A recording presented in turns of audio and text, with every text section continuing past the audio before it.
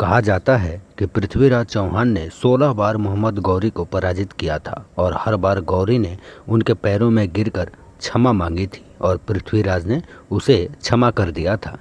यदि तार्किक रूप से भी देखें तो यह ठीक नहीं लगता। यह सही है कि पृथ्वीराज युवा थे, लेकिन वह 21 भीषण युद्ध लड़कर जीत चुके थे, इसलिए कम से कम वह इतना अदूरदर्शी या सीधे शब्दों में कहें तो मूर्ख नहीं हो सकते कि एक ही गलती को बार बार दोहराएं जब तक स्वयं हार नहीं गए। पृथ्वीराज चौहान और मोहम्मद गौरी के बीच असल में कितने युद्ध हुए, ये एक ऐसा प्रश्न है जिसका आज तक किसी के पास सही और सटीक आंसर नहीं है। इसलिए इस वीडियो में हम इस विषय पर थोड़ा शोध करेंगे और सत्य को जानने की कोशिश करेंगे। यदि जनश्रुतियों की बात करें तो यह बात प्रचलन में है कि पृथ्वीराज चौहान और मोहम्मद गौरी के बीच लगभग 17 बार युद्ध हुआ था। कहीं कहीं तो 21 बार भी बताया जाता है, जिनमें 16 बार पृथ्वीराज ने गौरी को पराजित किया और छोड़ दिया। लेकिन वर्तमान इतिहासकार ऐतिहासिक तथ्यों के आधार पर चौहान और गौरी के बीच 2 युद्धों का बात करते हैं। पहला युद्ध 1191 ईस्वी में और दूसरा 1192 ईस्वी में।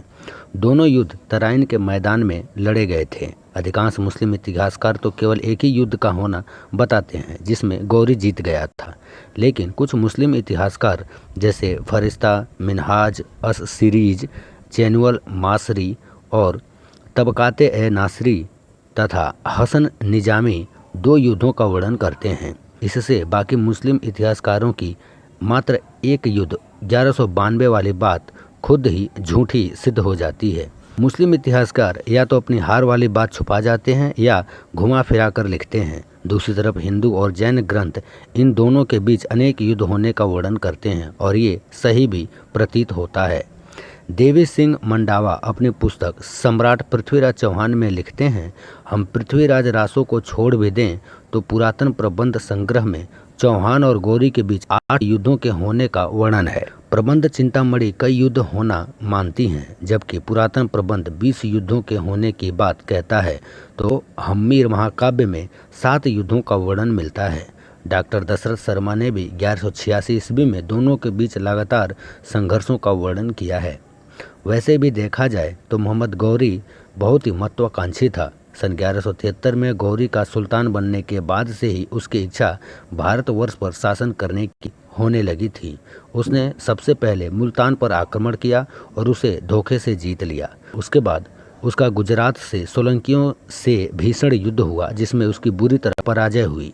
इसके बाद इतिहासकार 1191 में पृथ्वीराज के साथ युद्ध का होना बताते हैं, जो गले नहीं उतरता, क्योंकि मोहम्मद गौरी जैसे महत्वाकांक्षी शासक के लिए 13 साल तक चुपचाप बैठे रहना संभव नहीं लगता।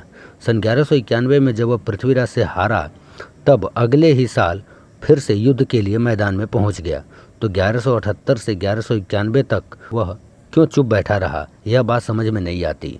कुल मिलाकर हम इस निष्कर्ष पर पहुंचते हैं कि चौहान और मोहम्मद गौरी के बीच तराइन के मैदान में 2 युद्ध हुए, जिनमें दोनों ने अपनी अपनी सेनाओं का नेतृत्व किया, लेकिन उनकी सेनाओं और सामंतों के बीच कई छोटे बड़े युद्ध लड़े गए। पृथ्वीराज चौहान अपने समय का सबसे शक्तिशाली सेनापति थे। उनके साथ 108 सामंत रहा करते थे। तत्कालीन भारत का वो सर्वमान्य राजपूत नायक थे, जिसके सामंतों में राजपूतों के प्रत्येक कुल के वीर थे, जो उनके लिए अपनी जान देने को तैयार रहते थे। इसके लिए जरूरी नहीं था कि पृथ्वीराज हर एक युद्ध लड़ने के लिए खुद ही जाएं। वैसे भी खैबर दर्रे से गौरी के 2 आक्रमणों का उल्लेख मिलता है। इन दोनों ही आक्रमणों को पृथ्वीराज के सेनापति पजोनराय, जो कि आमेर के शासक थे, उन्होंने ही निष्फल कर दिया था। इनमें भी कोई 2 राय नहीं कि गौरी लगातार भारत पर आक्रमण करता रहा था, जिसे पृथ्वीराज के सामंत ही विफल कर देते थे। इनमें से कई युद्धों में गौरी होता था और कई में नहीं भी होता था। कभी वो हार जाता तो कभी वो भाग जाता था। ऐसा लगता है गौरी के ये आक्रमण पृथ्वीराज और स्वयं की सैनिक शक्ति को आंकने के लिए होते थे, क्योंकि 1178 में वह सोलंकियों से हार चुका था। इस तरह के कई छोटे बड़े आक्रमणों के बाद 1191 में उसने पूरी तैयारी के साथ पृथ्वीराज पर आक्रमण किया था। पृथ्वीराज चौहान एक तरफ सोलंकियों, परमारों, चंदेलों को हराकर अजय स्थिति में आ चुके थे। गढ़वालों से उनका संघर्ष चल रहा था, तो दूसरी तरफ इन युद्धों में वह अपनी बहुत मूल्यवान ऊर्जा और कई श्रेष्ठ सामंत खो चुके थे।